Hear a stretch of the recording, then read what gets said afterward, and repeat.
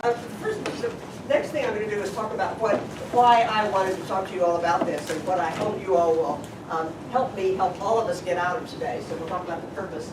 And then we'll ask you to take the FIRO indicator. Has anybody heard of FIRO before? All right, we've got one expert here. That's great. It's the fundamental interpersonal relationships orientation. Those are all those four-syllable words? I'm not sure.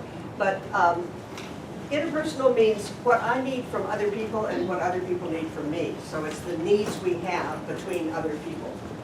So we'll take the FIRO indicator. The FIRO indicator is something that I adapted from the original one. The original one has, for each need, it has at least 6 questions, and I boiled it down to 2. And I also skewed it towards mediation, so it's not exactly the original one. So I'm going to say to you, we're going to take it as an indicator because how accurate it is of what your needs really are is kind of up to you to decide whether or not it's accurate. So, okay, that's why we're calling it an indicator. Then I'm going to tell you a little bit about FIRO and what it means. Do an exercise based on the most basic need that William Schutz says we have. And then I'm going to talk about what clients need from us and how it's different as the mediation goes along, so that we can kind of see how their behavior, which is all we can see, might be impacted by their thoughts and feelings. So I'll talk a little bit about that. And then we'll do an exercise based on what William Schutz says is the second most fundamental need between people. And then we're going to do a little written exercise. And in the written exercise, I'm going to say, did you get any ahas today? Like something that clicked in your mind. Oh yes, maybe that's. So be thinking about if you have an aha, you might want to jot it down, or you will get a chance to during the written exercise. Then I'm going to have you get together in small groups of people who have similar reactions to this need, and then we'll report back, and then we'll finish up. Okay? Schutz talks about the 3 needs we have with people. And the final one is mostly the need we have in close relationships.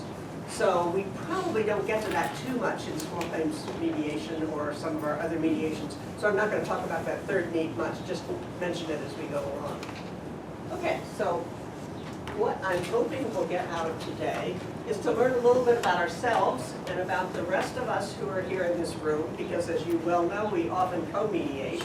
So we not only need to think about what are our interpersonal needs, but also other people's. And then how our needs affect the way we mediate, and how clients' needs may affect the way they act that we can see. And then choose one thing that we might want to change to become a more effective mediator. Won't that be fun? And then have fun. So that's the purpose of today. So the first thing I want you to do is to fill out the table that you have that asks 12 different questions and circle your answer. Can I ask a question? Sure. Is this during mediation or in life? In life. So, Yes. number 11 mean, does it mean when you're in a group setting? Yeah. Yeah. Or Does a group decision? no. If you, whether you react when you're with other people, and it could be one other person, or it could be other people. Most of you finished. Okay, take another minute or 2. So I like this idea of interpersonal needs because William Schutz says we have 3. I read another thing one time that said we have 45 different interpersonal needs. Well, I can't remember 45 needs, but I can remember 3. So that's particularly why I like Schutz's idea of what we need from each other. And he says the most basic thing we need from each other is inclusion. And when I first heard this, inclusion wasn't a word that was familiar in my vocabulary. So I couldn't remember that one. But the word that is familiar with me is attention. So the idea is that the thing we need is attention. And according to Schutz, we need that in every single relationship, no matter how fleeting or how intimate and how long-lasting over our lives, whether it's our siblings or our partners or whoever, we all need attention from that person. I say it's the most fleeting relationship because when you're walking down the sidewalk, as I prepared for this, I became aware of the fact that you need somebody to notice you and move out of the way when you're walking down the sidewalk. Or you need to notice somebody coming and get out of their way. So that even the most fleeting interaction, you need that inclusion, that sense of attention. The sense of the attention that means that we belong to this group is not something that you need from the most fleeting, but you do need it from, say, your family or your friends. You need that sense of attention. Anybody have any questions or thoughts about that? Does it make sense? I said, one of the examples I use sometimes is that the little kid who tugs on your pants when you're talking on the phone, and he's saying, I need attention, you turned your attention away from me and I need it. Laurie? I was thinking that the word inclusion has a more positive connotation. Attention is sort of neutral, and I know that people would prefer to have even negative attention than no attention. Uh-huh. But it's interesting that inclusion. It is interesting. Another time when our son was quite young, there were 8 of us sitting around a round table, and he was running around the table. And it happened to be a time when I was thinking about FIRO, and I said to him, found myself getting annoyed, because when you're annoyed, you can say, this is probably an inclusion issue. And I said to him, Mark, you need attention, don't you? And he climbed on my lap and said, yes, I do, Mom. And I thought, this stuff is magic, I love it. Okay. Any other thoughts about inclusion or attention or belonging? Okay. All our relationships, no matter how fleeting or how intimate they are, we need attention. The second one is power. Now, I was raised in a family where it was not all right for women to have power. It was all right for men to have power, but it was not all right for women to have power. So it took me a long time when I was becoming an adult to realize that we can use power in very positive ways. It's not always a, quote, negative thing, and you don't always act like a whatever when a woman has power. But Schutz, according to Schutz, we all have a need for power, and it may be a great need or it may be a little need, but we all have a need for some power in our lives. Now, that's not walking down the street. I was thinking about, well, then how did we, because anger is where you can tell if it's a power issue. If you're beginning to get angry, you can say, this is probably a power issue. So I thought, where does road rage come from? And I was thinking, do I need power over the driver in that other car? Or if people are getting road rage, or what is that? It may be a power issue that's going on at home that is being expressed as they're driving you down the car of the other person, so that could be it. But we need power, not in those fleeting relationships, but we do need them in work relationships, friendships, family relationships. We all need power. This was really helpful to me when I realized that I got angry at another one of our sons all the time. And once I could label it as a power issue, I could make sense out of it. And I could say, what we're fighting over is he's trying to tell me how he thinks he should behave. And I'm his mother, and I know better. Well, I didn't always. And sometimes, once I could label it as a power issue, I could say, there are times when he knows how he should behave better than I do. And we could begin to reach some kind of accommodation. But power is the second issue. Yeah, Angie? The thing around power is birth order. Because, I was having a conversation with somebody who was a firstborn. And there's a difference between someone who's a firstborn and someone who's a middle child and someone who's a younger child. And that's not present when someone is an older child.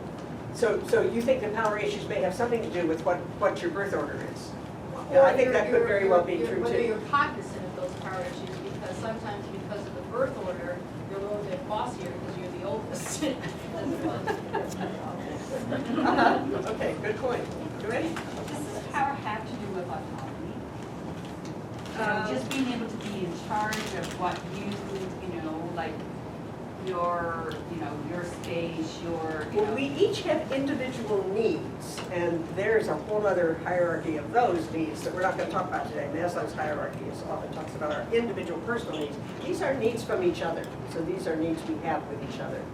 And so if you, you know, I think certainly that can fit in. Yeah.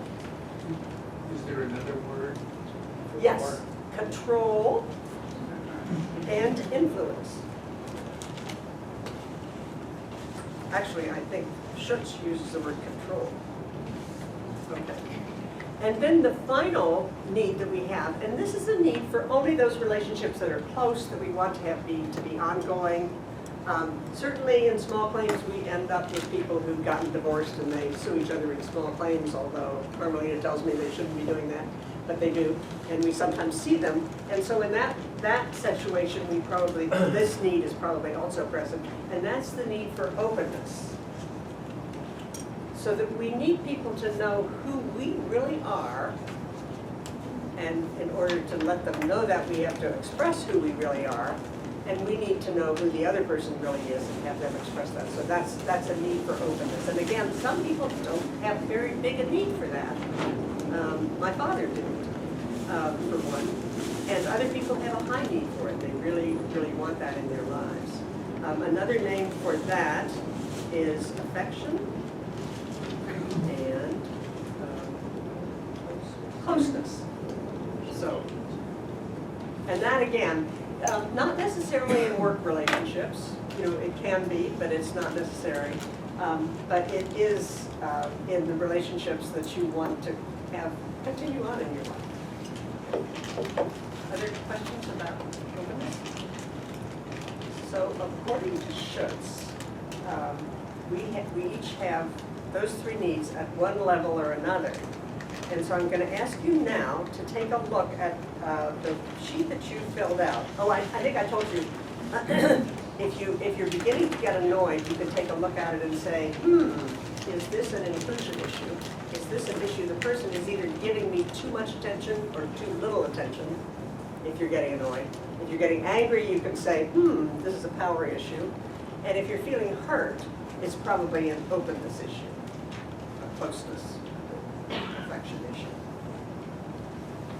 Okay, so I have found that to be a really fun shortcut to figuring out what's going on between me and the people that I'm close to. So I want you to take a look now at your answers to questions 1 and 8 and add up the number. You may wonder what the numbers are on the floor, and you're soon going to be able to find out. This is your expressed inclusion. So this is how much do you want to include other people in your life? That's the idea of it. So now find your number on the floor and go as close to it as you can get. The number of the sum of those two answers. Did you say 1 and 8 or 1 through 8? 1 and 8. Oh, okay, got it. I was When Crystal and I were putting the numbers on the floor, I said to her, I don't think we need too many around 2 and 3. And I was right about that. And we're going to need more at this end. And I was right about that. So I want you to find somebody who's next to you, and it could be somebody you know or somebody you don't know, and say, how do you think the fact that I rated my expressed inclusion on this scale this way affects the way I mediate?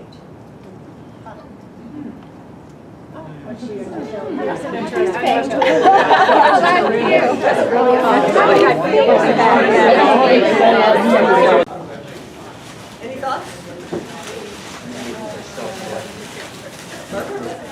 Okay, so liking to, you know, having people be together.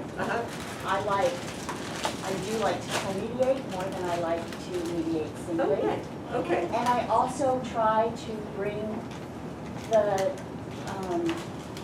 two people together in some way. Together. So that maybe that high inclusion need That's right. Impacts your desire to bring the people together. That's right.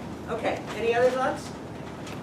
And I like the way you talked about yourself, because sometimes when you pair up with somebody, you'll say, no, Molly told me. Well, Molly didn't say that you could tell everybody that.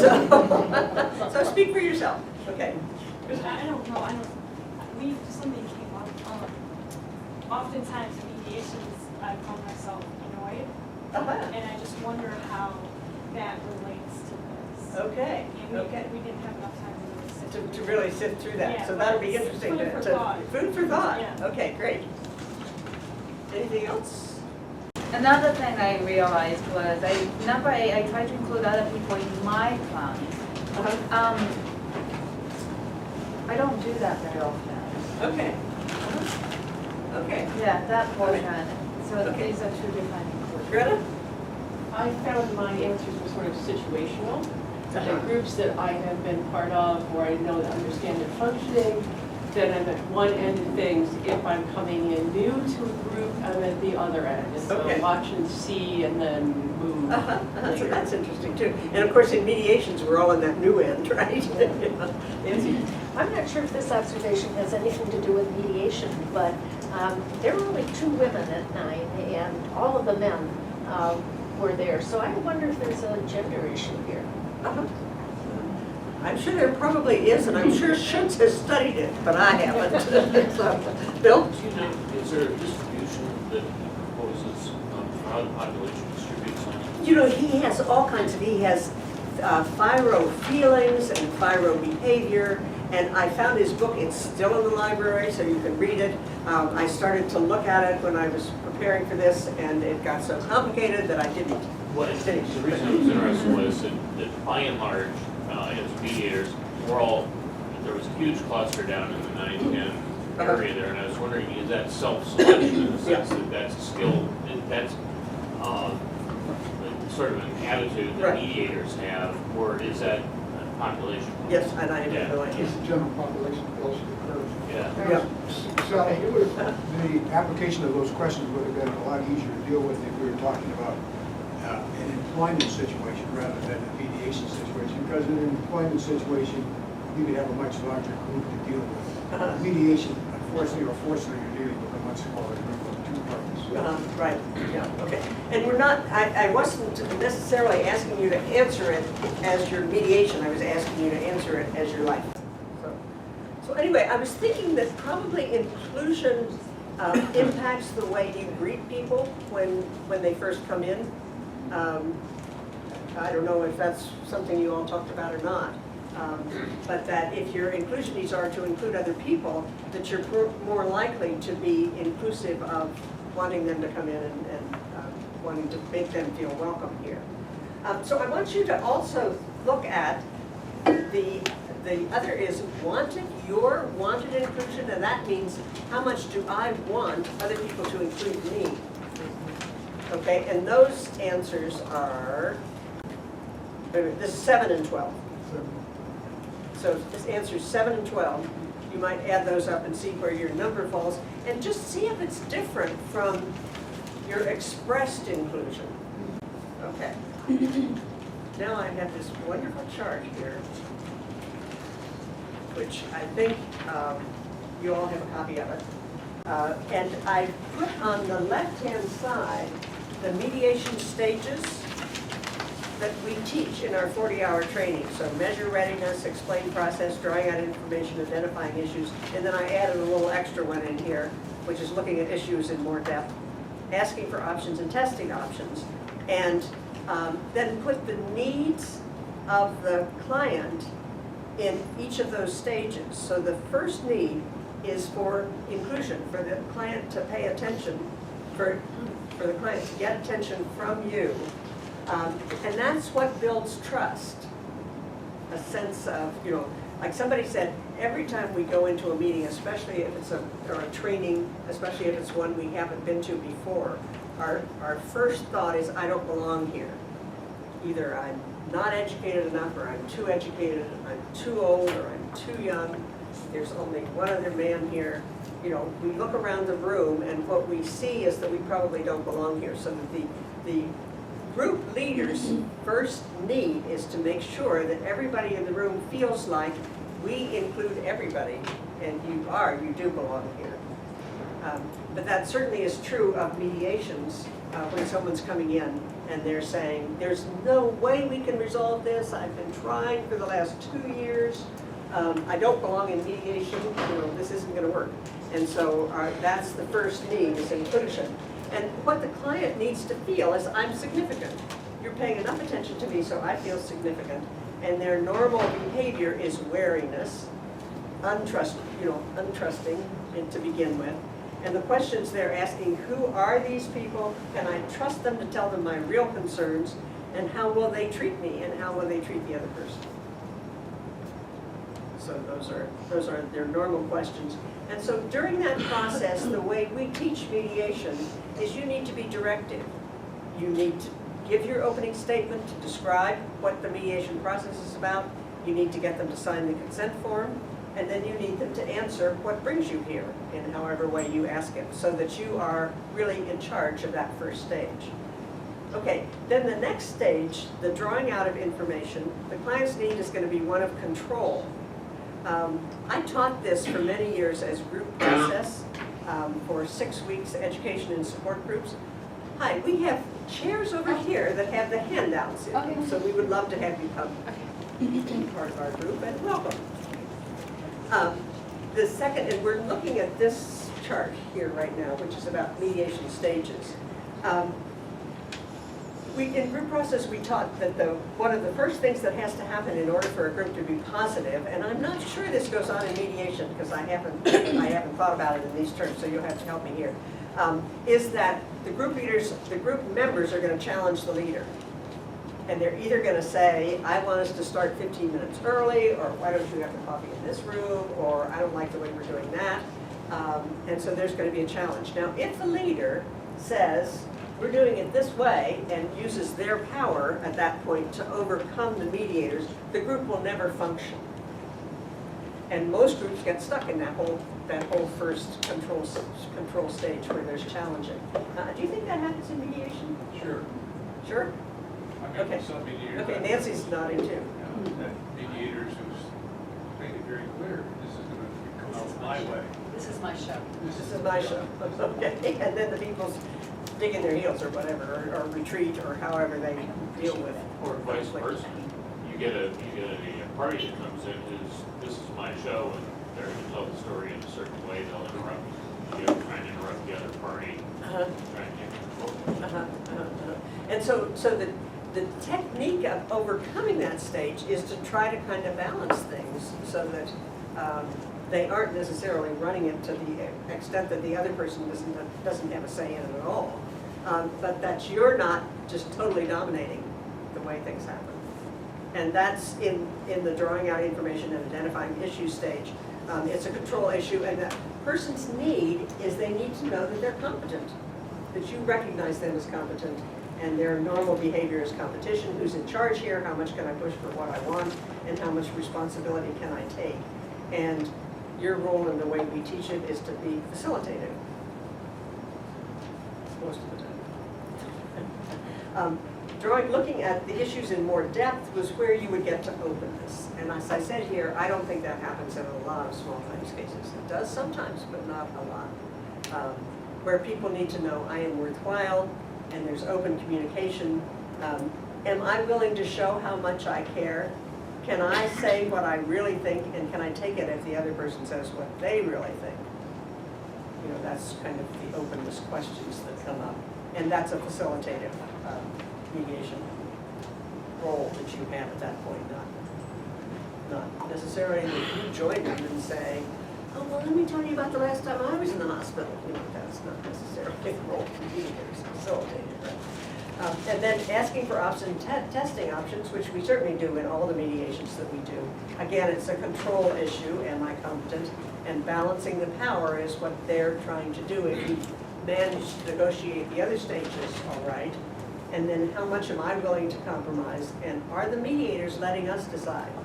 Or are the mediators intervening at that point and saying, my settlement rate is 85%, and I'm not going to have you threaten me. You are going to reach agreement. I don't care if I have to jam it down your throat. So again, facilitated is the way you should be at that point. And finally, the ending of the process. The mediator's role is now, again, more directive, because the mediator has the forms that need to be filled out. They know when they come to ask me which forms they have to fill out because it's hard to figure out that judgment form and those mediated agreement forms. And again, it's back to attention. Are you giving them the attention that they need? And that, again, it's a question of significance. They need to be making plans in their head for either this agreement that they've made or evaluating the experience or go to trial. And then their question is, has this session been worth the effort? And again, your role is more directed at that point. Okay, comments, questions? Yes? I keep also the differences in the types of mediation. I find that in small claims, there's more of this control I'm right than in family and in probate. Okay. Where there is more of a openness about it. You have to be in the openness stage when you're dealing with families. Yeah, if it's going to work. If people aren't willing to be open, it's probably not going to work. You know, too much openness in small claims, you may get involved with issues that are not relevant. Yes, right, that's right, that's right. The small claims, often, one of the people feels very guilty about even being, didn't pay the rent. And they feel horrible about that. But if they stay in that position, it's pretty difficult to find alternatives. Getting them to come out of that state where they feel like I'm worthwhile. Yes, okay, so that's it. I've got some ideas are worthwhile, but I feel like I'm so guilty. Well, that's a good point. I've had I remember a mediation where an older woman loaned a younger male friend some money, and he wasn't able to pay it back. And he got feeling so guilty about it, and he refused to return her phone calls because he felt so terrible about it. And so she finally brought him to small claims court, which was the first time they were able to talk. And if he hadn't been willing to be open about his feelings, they never would have gotten anywhere. But she was able to forgive him and make a payment plan, and it worked out okay. So there is that little bit of openness that's needed. Sometimes on the evaluation form, fortunately not often, people will say they didn't get a chance to, I don't know what the phrase is, to Say what they wanted. yes, and sometimes I'm surprised because they've gone on and on and on, and I'm thinking, what was left? It's puzzling sometimes. What was left? But have you ever had that experience where you try to explain something and the problem is that you just don't feel like the other person got it, whatever you said, so you keep saying more and they still haven't gotten it, and so it may be that's really what they're saying. They didn't feel like somebody got them for whatever reason. Yeah, which is why the importance of reframing until the person nods their head and say, yes, that is what I was trying to say. Because both parties are not equally competent in many cases. So Right. you have to bring it down to a common denominator if you can. Yeah. I think it's really important to remember that the context is mediation, not group process facilitation, and that you don't have to solve more than the problem before there. If you can get two people to come together and be open about why they were there, that's a success. But, I mean, I've had a case where a brother and a sister came and the brother couldn't pay back the sister. The sister was in tears. And it wasn't going to solve the whole relationship, but they could solve the immediate problem. And that should feel like a success to the mediator. But we can't solve the big life issue all the time. And it's not our role to solve that issue in that context. In 2 hours, In at the 2 most. hours. At the most. Right. But it's not a group process. I think that's very important to remember. Yes, that is a good point. Okay, let's take a look at expressed control, and that is questions 3 and 9. So add up your 2 answers to those questions. Okay, and then again, line up on the numbers. We have numbers on the floor, and line up on the number that's closest to your answers. So now, well, I'm not gonna have you talk right now, I'm gonna have you take a look around and get a group of 5 people and sit at a table. So this first group, you sit at that table over there. 5 of you who are. We'll let you be a nice. You're the control freak, Al. We'll let you be in charge. Okay. So now, I'm going to ask you to take a look at the piece of paper that says written exercise and answer the 3 questions. But we should all have our own. When your table's finished, you can start discussing, and start with question 2. If you finish discussing question 2, you can discuss the other questions if you want to. Okay, 2 more minutes? 2 more minutes? away from the other person. Finish up your last thought. Could you have gone on more and more? Some of you? Absolutely. No, if there's a power balance, that's different. Yeah. Let's hear from each group. Okay, who wants to go first?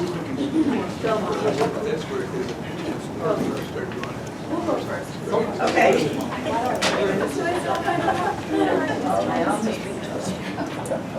Thank you, Nicole.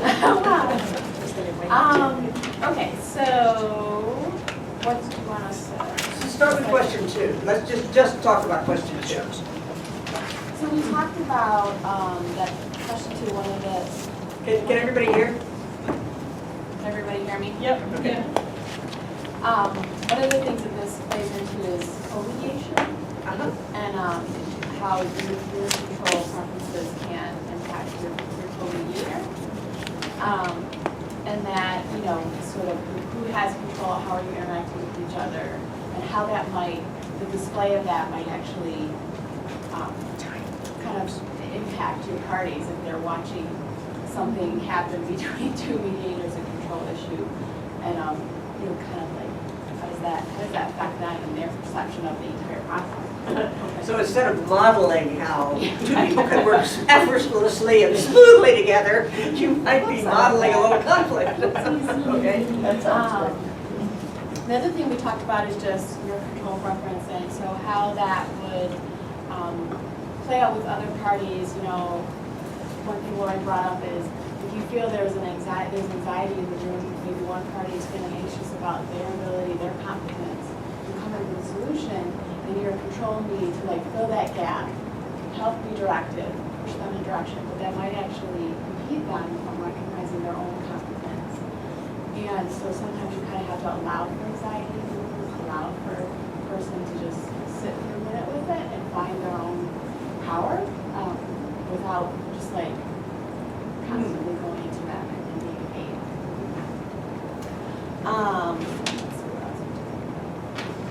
And then we just talked about that control itself can be situational. So, you know, maybe how it's different for mediation versus just like your personal life, like again, situational, how much stake you have in the process. Good. Thank you. Okay. Jennifer? So we're the more assertive group.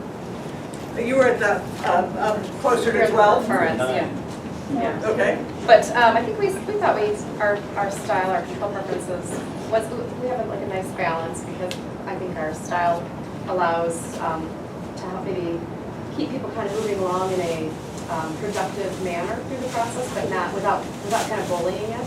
To be, you know, making sure that we all talk about being very aware of that we weren't, you know, it's not our process, it's theirs, and so maybe being assertive enough where we can kind of help move it along at different times and kind of get people back on track without kind of, again, bullying or forcing it. And obviously, depending on the dynamics of the people, you know, in the room, kind of determines how much of that skill maybe we use or don't use that. But so. Great. Okay. How about this group? Molly? We were in the middle, I think. If you can't hear, raise your hand. We first talked about control as particularly at the beginning and the end of the process, when we have to really be in charge and make sure everyone gets to have their say without interruption. And when we're getting to the write-up, be sure everybody's bought into it and agrees on everything. And that's where the control is fairly obvious. But in the middle, what's your name?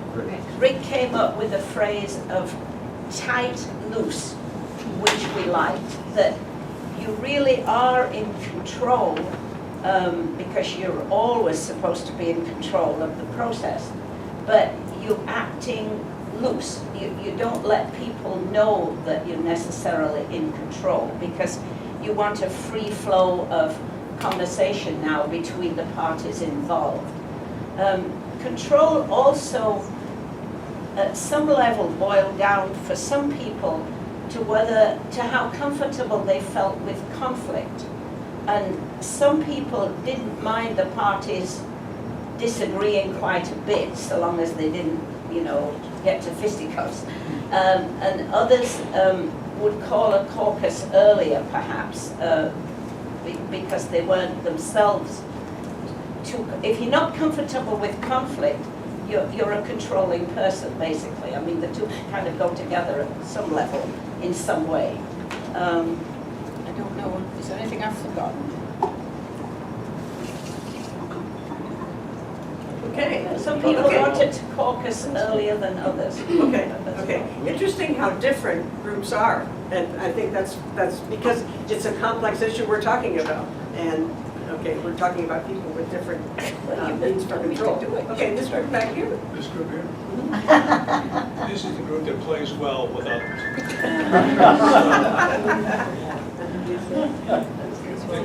If you can't hear, raise your hand. The conversation, was said they play well. kind of flowed, but I think some of us expressed, do my interpersonal needs, are they in conflict with the concept of mediation?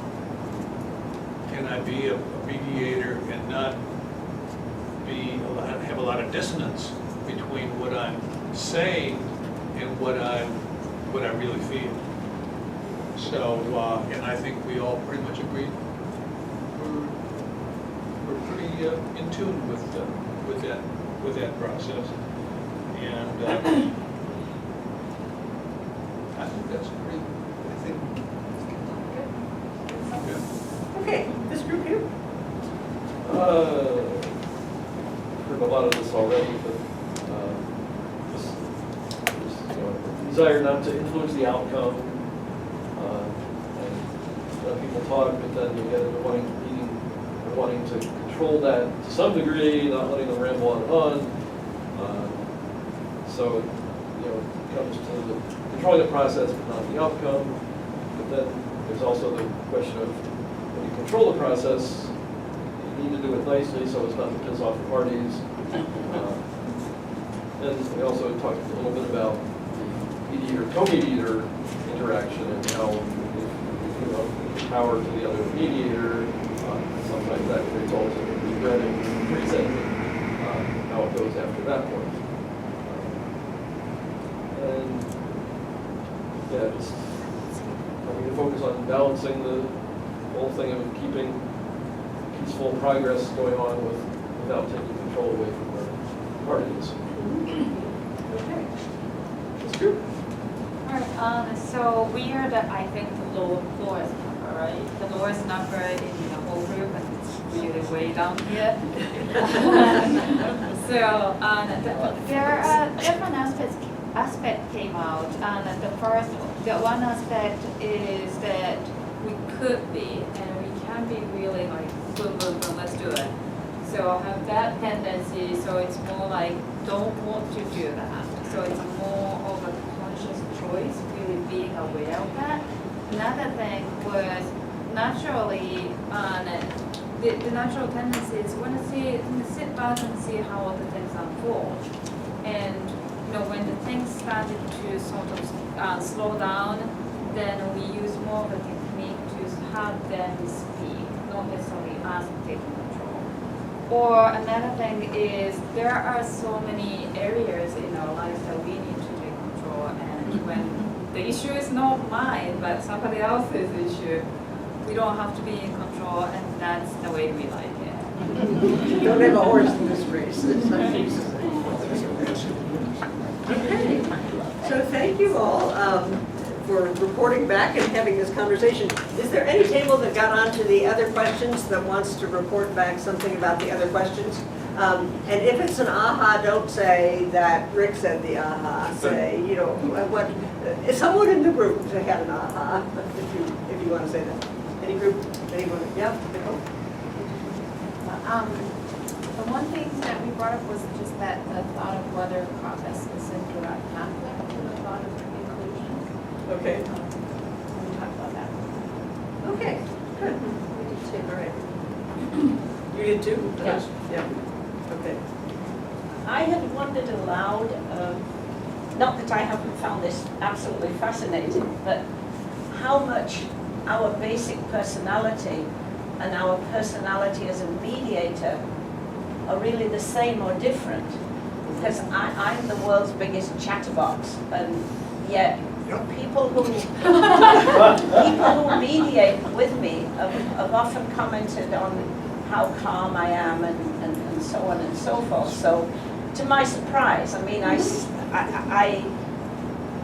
seem to be a different person when I'm in mediation. So whilst I think this is very important and thought-provoking, we're not necessarily the same person when we put on the mediator hat. I can attest to that. Molly doesn't even sound like she's from Yorkshire when you're mediating. Oh my dear, you mean I talk pop? Yeah, that's right. I hope not. Okay. Any other thoughts? Yes. Okay. A number of people here talked about the whole inclusion thing and how that wasn't a revelation, but it was, okay, very worth noticing how important inclusion was during mediation, and also talked about it in life. In my own case, seeing myself at the far end here on expressed inclusion, I was like, okay, that's why I'm happy single. Anyway, that's why I'm single. And then it's also interesting, I can see this in myself too, possibly. Desire for inclusion, if one recognizes that there's more desire there than one is expressing to include others, then it could lead one to say, oh, maybe I could be better at including other people. And then I might get invited more often. Okay, good. Sally, I just wanted to add one tiny little point, and that is that I think in our group we also talked about the fact that you have to be sort of, you know, a dual personality in a way, because you really have to take control of the process. And you really have to let go of the substance and the outcome. And so you're playing both of those roles simultaneously. So we're miracle workers. Very good. Yes, we've always known that. Thank you. I just, are these two, the last two tables, are we in order? We sort of are. Are the last two tables the ones that are lowest on? Right. These two are. These two are Those two, okay. Did you Well, have a comment well, about that? I was just sort of tracking that the table that identified itself as having the lowest number as predominantly people of color. And I wondered how that might play into, you know, how that might play into sort of an awareness of, yeah, like an awareness of, like, you know, being really careful about, yeah, sort of having been on the receiving end of control being. Yeah, I can see it, right, I see it as culture. Is culture the word you're looking at, or color? I think that's very different. That's not all the same. I was No, actually but they're variety different. commenting about the cultural thing, and also I experienced as a gender, being female, for the male to be assertive, female to be controlling, and sometimes comes with the B word. And trust me, I've been told with the B word so many times that it's controlling. When maybe if I had a different gender, then I would have people like you're very attractive. But the cultural thing, I think being in control and controlling, especially the word controlling, has such a negative thing. And oftentimes, I find, one of the things I'm really being conscious is if I'm bringing myself into that way, I don't want people to shut down and think, oh, it's her process, not mine. So that's influence. And I realized that in this culture, I'm more conscious how I'm bringing myself.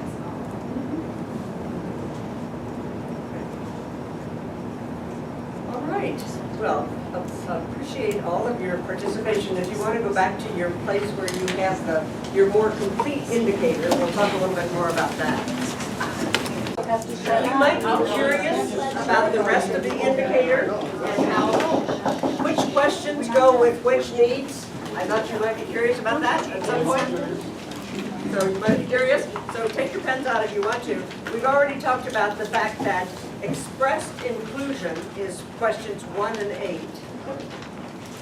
And wanted inclusion is questions 7 and 12.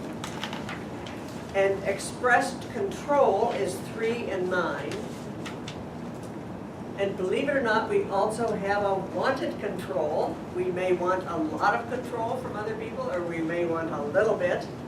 And so wanted control is questions 6 and 11.